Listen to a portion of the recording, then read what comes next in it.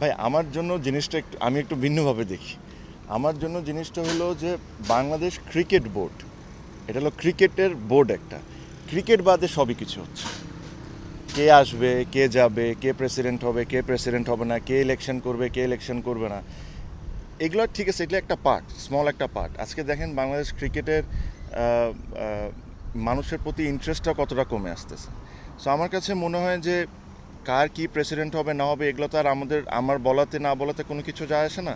But আমি একটাই request করব, যারা আছেন বা যারা আসবেন, ক্রিকেটটা নিয়ে একটু ভাবেন, because cricket is losing his charm.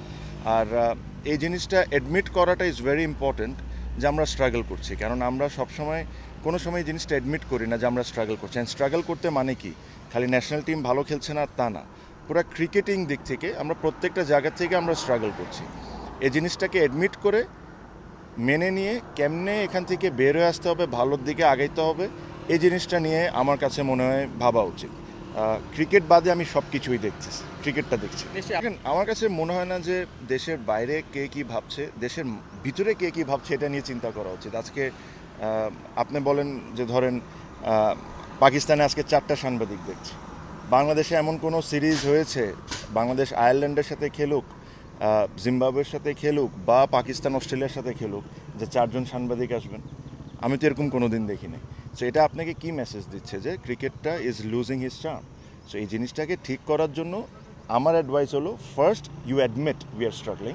Admit করার পর কেমনে এখান থেকে আগে যেতে হবে এটা নিয়ে ভাবেন, রাদার দেন কে প্রেসিডেন্ট হবে, কাকে প্রেসিডেন্ট বানানো হচ্ছে, এগুলো একটা মানে আমার কাছে মনে হচ্ছে যে আনইম্পর্টেন্ট জিনিসপত্র নিয়ে আমরা বেশি সিরিয়াস। যেটা ক্রিকেট ডেভেলপমেন্ট কীভাবে হবে, ক্রিকেটটাকে কীভাবে আগে নিয়ে যাব, এটা নিয়ে আমাদের কারো কোনো ভাবনা নেই। আমি সত্যি কথা বলতে I understand, I have played this game enough.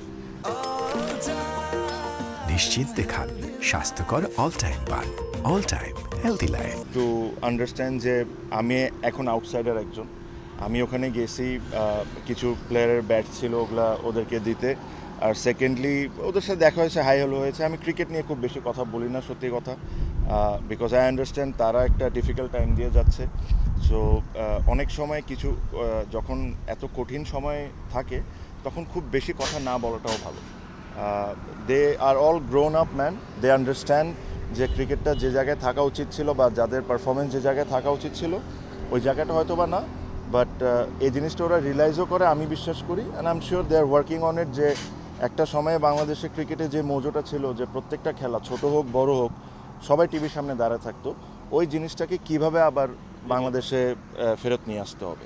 So I think that is the most important thing, rather than কে কি বিদেশে ভাবছে না ভাবছে ওটা না। আমার নিজের দেশের মানুষ কতটুক টিমকে সাপোর্ট করছে, কতটুক worried about Bangladesh winning and losing, ওই that has to come back, that is the most important thing. Suggestion একটাই, আমার কাছে মনে হয়েছে ইটস ভেরি হাই টাইম যে নিউ আইডিয়াস, নিউ থিঙ্কিংও আসা উচিত।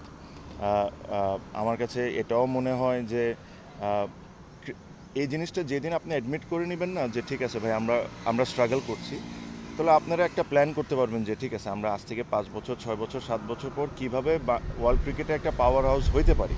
আমরা সবাই জানি আমরা 1 বছর 2 বছর 3 বছর এটা হইতে পারবো না, এটা ইম্পসিবল একটা ব্যাপার। বাট এখন থেকে যদি ওই লক্ষ্যর দিকে আগান তাহলে একটা চান্স আছে। আমি সবসময় একটা জিনিস বলে, আমাদের ক্রিকেটের সবচেয়ে বাজে যে জিনিসটা আমার লাগে, সবাই মনে করে যে সবাই এসে চেঞ্জ করে ফেলবো।